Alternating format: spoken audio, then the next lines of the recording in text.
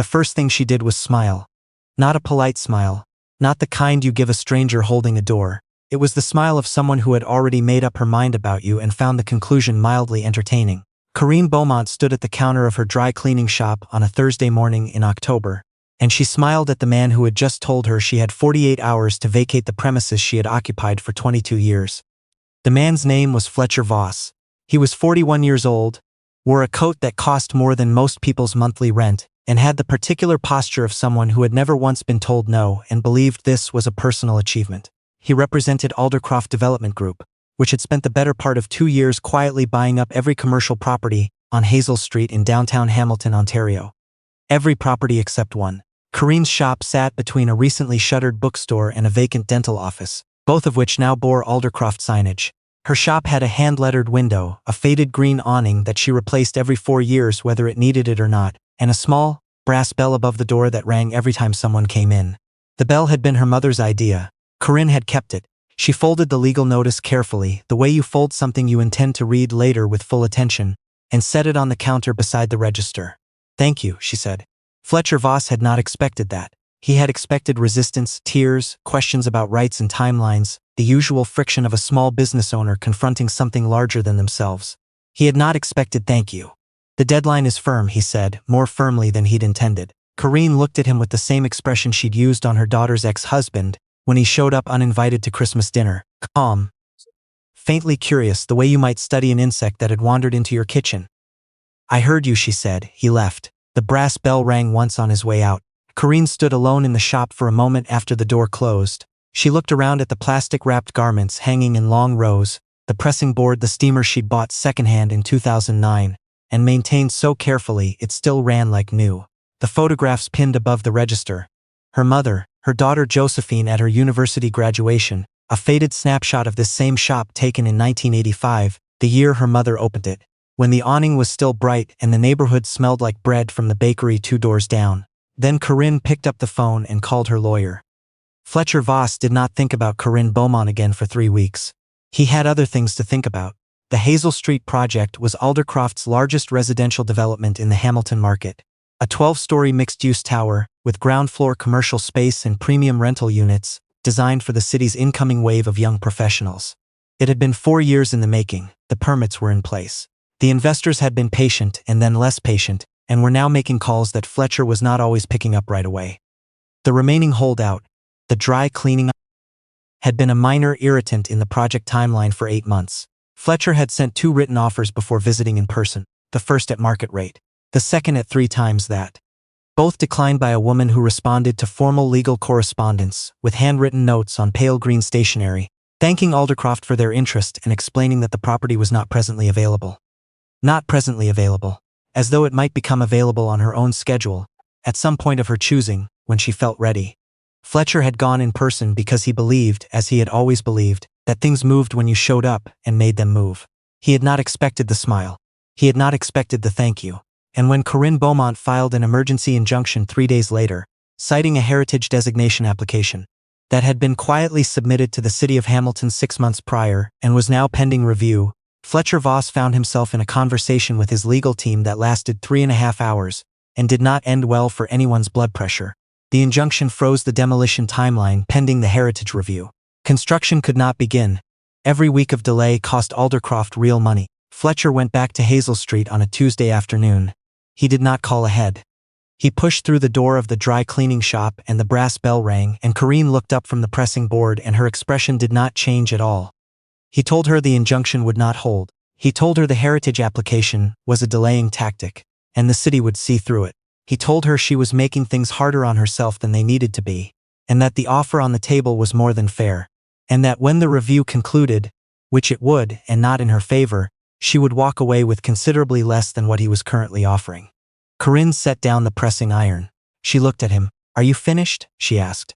Something shifted in him. It was not one feeling. It was the accumulated weight of 4 years of work, of investor calls, of permits and delays, and a timeline that kept moving forward, and this one shop that simply would not.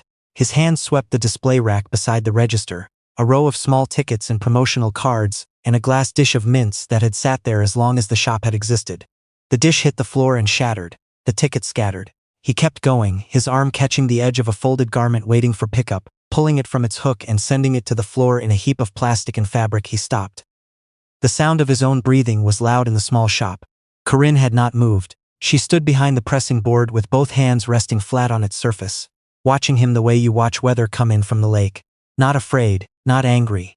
Something quieter than either of those things, something that settled in the room like a weight. On the floor the glass dish lay in 3 large pieces. The mince had rolled across the linoleum toward the door. Fletcher Voss picked up his coat, which had fallen from his arm during all of this, and he walked out of the shop without saying anything. The brass bell rang on his way out. He sat in his car for a long time before he started the engine. He was halfway home before his hands stopped shaking.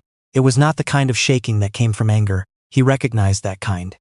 This was different. He had destroyed a glass dish and a few papers. He told himself this. He repeated it. He had not touched her. He had not raised his voice. He had simply lost his composure briefly in a situation that had been provoking him for months. People lost their composure. It happened. He drove home. He poured himself a drink. He stood at the window of his condo on the 14th floor and looked out at the city lights and told himself it was fine. It was not fine. What kept returning to him in the days that followed was not the sound of the dish breaking. It was Corrine's face, the complete stillness of it, the way she had looked at him as though she already knew something about him that he didn't know about himself, and was not particularly surprised by what she'd seen. He did not go back to apologize. He told himself there was nothing to apologize for. A glass dish, a few scattered papers, these were replaceable things. He had not threatened her. He had not damaged anything of real value. He believed this less each day. The call came on a Friday afternoon 3 weeks after his visit to the shop. It was his sister Renata, and she was calling from St. Joseph's Healthcare Hamilton, and her voice was the specific careful kind that people use when they are trying to hold themselves together and not quite managing it. Their mother, Vivette Voss, had collapsed at her home that morning. She was 73 years old, had survived a stroke 6 years prior, and had been living with a condition that her cardiologist had been monitoring closely for 2 years. The monitoring, as it turned out, had not been enough. Fletcher was at the hospital within the hour.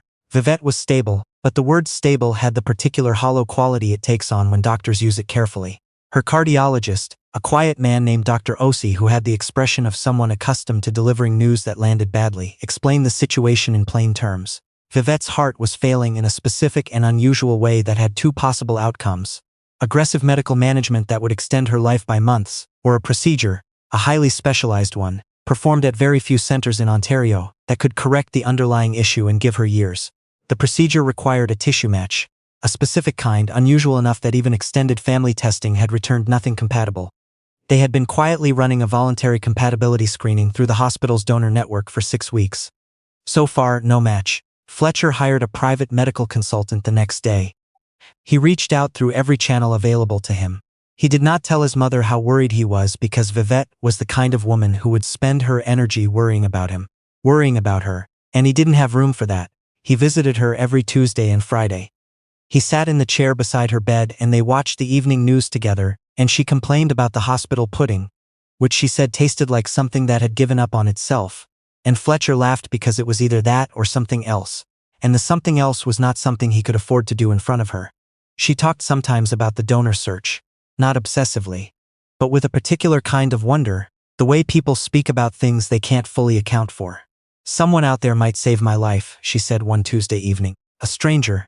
Someone who doesn't know me at all. Isn't that something?" Fletcher said yes, it was something. 3 weeks later, on a Friday morning when Fletcher was in his office preparing for a call with the Aldercroft investors, his phone rang. It was Dr. Osi's office. They had found a match. A woman had come to the hospital on an unrelated matter, a routine follow-up appointment for herself, and had noticed a flyer about the donor compatibility screening posted in the waiting area. She had asked a nurse about it, filled out the voluntary consent form, and submitted to the initial testing on the same afternoon. The results had come back 2 days later. She was a near-perfect match, the closest the team had seen since the search began. She had agreed to the procedure without hesitation. She had declined any form of compensation. She had made one request, put in writing and witnessed, that the patient and the patient's family not be contacted regarding her identity. She did not want to be thanked. She did not want to be found. Vivette's procedure was scheduled. It was successful. Her recovery was slow in the way recoveries from serious things always are, the body relearning what it had nearly forgotten how to do. But it was steady. By the time the first snow came to Hamilton that November, she was sitting up. By December, she was walking the corridor with a physio, who she had charmed into letting her walk farther than she was supposed to. Fletcher visited her one Tuesday in late November. 6 weeks after the procedure. He sat in the chair he had sat in through all the worst weeks and felt something in his chest finally begin to unknot. Vivette was asleep when he arrived. He sat quietly. A nurse came in to update a file on the desk, nodded at him and left. The folder slipped. It was not dramatic. Files slipped. This one landed at an angle and came partially open, and Fletcher, who was sitting 3 feet away and had nothing else to occupy his eyes, glanced at it without meaning to.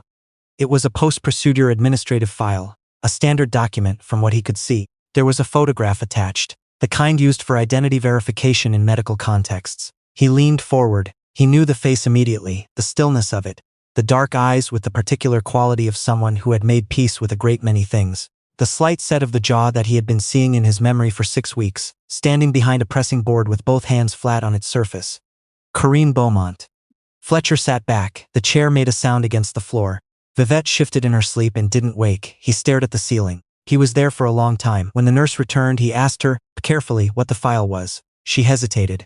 He told her he wasn't asking for details, only context. She explained what she could. It was a post-procedure identity record for the anonymous donor, standard practice. The donor had come to the hospital for an unrelated appointment, had seen the screening flyer and had volunteered on the same day. The match probability had been very low. She had matched anyway. She had agreed to everything quickly, she said, like someone who didn't need time to think about it. Fletcher thanked the nurse and asked her to please ensure the folder was properly secured. Then he sat with his mother while she slept and did not move for a very long time. He thought about the glass dish on the floor. He thought about the mints rolling across the linoleum. He thought about Corrine's face, which had not changed at all. He had gone into that shop convinced that what he was dealing with was stubbornness, sentiment, a woman who did not understand that the city was moving in a direction that she could not stop, and whose refusal to accept this was costing everyone time and money and patience. He had walked in as someone who had spent his career moving things that resisted being moved, and he had treated her the way he treated every obstacle that had ever gotten between him and what he was building. He thought about her mother's photographs pinned above the register. He thought about the handwritten notes on pale green stationery. He thought about the brass bell. The guilt arrived the way the worst kinds do, slowly at first and then all at once and with a weight that did not feel temporary. Fletcher Voss had built a career on the certainty that he was the most clear-headed person in most rooms he walked into. He made decisions quickly. He stood behind them. He did not waste time on second-guessing because he had found, over the years, that second-guessing was most often a performance put on by people who were afraid to commit to anything. These were not attitudes he had adopted for convenience. They were things he believed deeply about how strength worked and what it required. Sitting beside his mother, who was breathing steadily in a hospital bed because a woman he had walked into a small shop and, frightened, had decided quietly and without telling anyone to give a piece of herself to a stranger.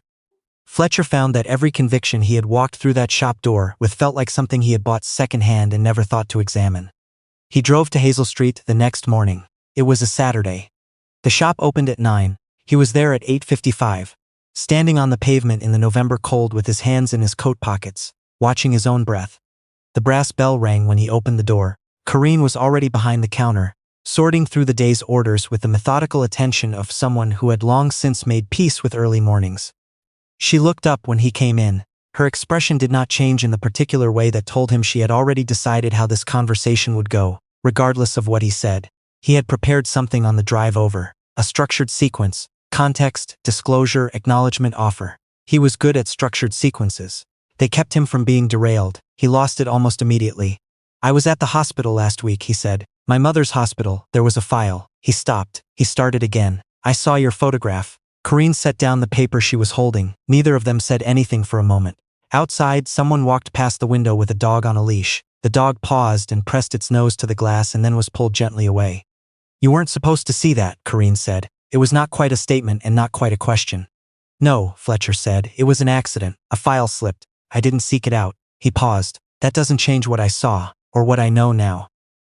Corrine looked at the counter. She seemed to be working something out the way people do when they've been carrying a thing for a while and have finally been caught with it. How is she? Corrine asked. Walking the corridor and negotiating with her physio, Fletcher said.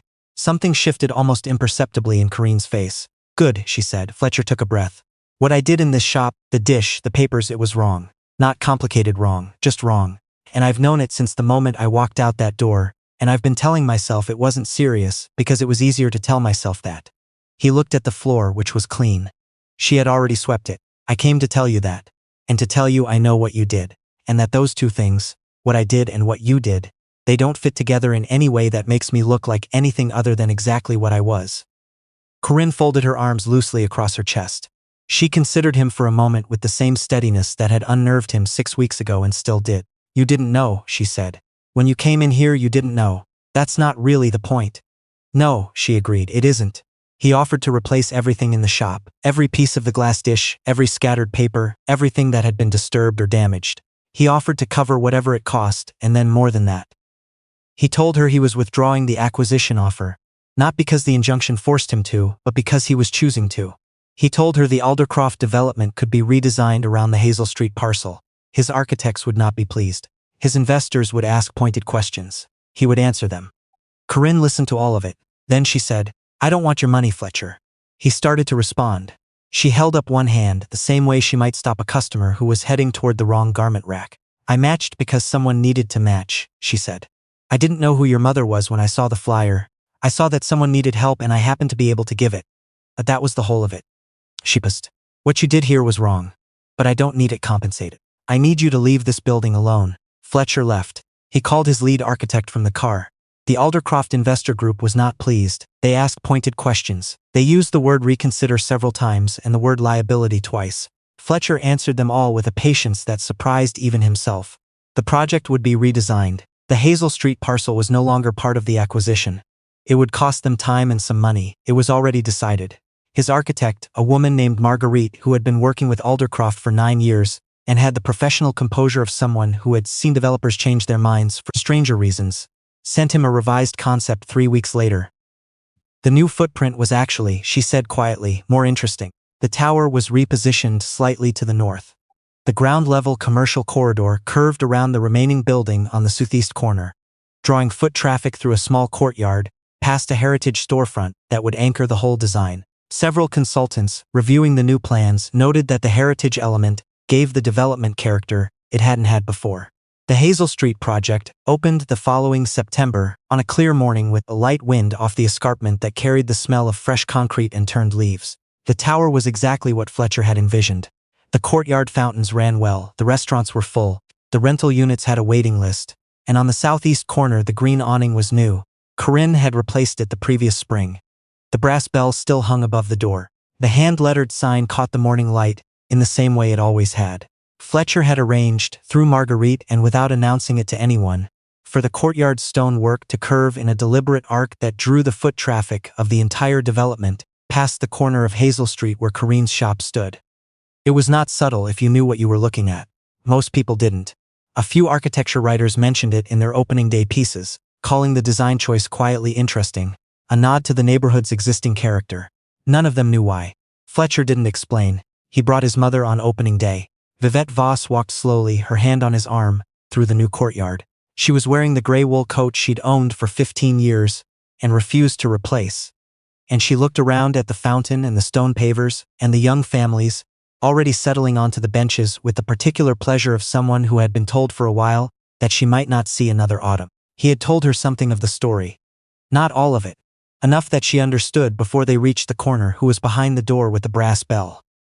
Inside the shop, Vivette took her time. She looked at the hanging garments, the steamer, the pressing board. She looked at the photographs above the register. She went still when she reached the last one. It was a photograph of Corrine as a young woman, perhaps 30, standing beside an older woman with white hair and a wide smile, and the kind of eyes that had seen a great deal and found most of it worth sticking around for. The older woman was wearing a coat that looked like it had been pressed within an inch of its life. Vivette went very still. "That's Ruth," she said. Fletcher looked at her. Vivette turned away from the photograph slowly. When she spoke again, her voice had the particular texture of something that has been kept in a drawer for a long time, and is not quite ready for daylight. She told him a story he had never heard. 40 years ago, when Fletcher's father had died young, Vivette had been left in a situation that she had spent 4 decades describing to people only in the broadest terms.